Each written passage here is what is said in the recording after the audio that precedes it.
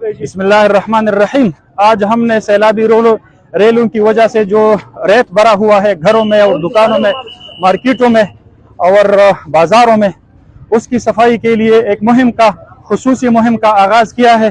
ہم نے تو 1000 رضاکاروں کا بتایا تھا، لیکن ابھی تک جو ہمارے ساتھ رپورٹ ہوئے ہیں وہ 3500 تک رضاکار ہے۔ آپ یہ سلسلہ دیکھ سکتے ہیں۔ الحمدللہ دینی مدارس کے طلباء کرام، علماء کرام اور دیندار لوگ یہاں پر آئے ہیں۔ لوگوں کی گلیوں میں، کوچوں میں، گھروں میں، دکانوں میں، بازاروں میں، مارکیٹوں میں وہ صفائی کرنے میں مصروف ہے۔ الحمدللہ علماء کرام اور دیندار طبقہ کسی بھی موقع پر دکھی انسانیت کی خدمت سے پیچھے نہیں رہتا۔ ہم دکھ کی اس گلی میں اپنے پیر بابا کے عوام کے ساتھ، بشنوڑے اور قدر نگر بٹئی کے عوام کے ساتھ برابر کے شریک ہے۔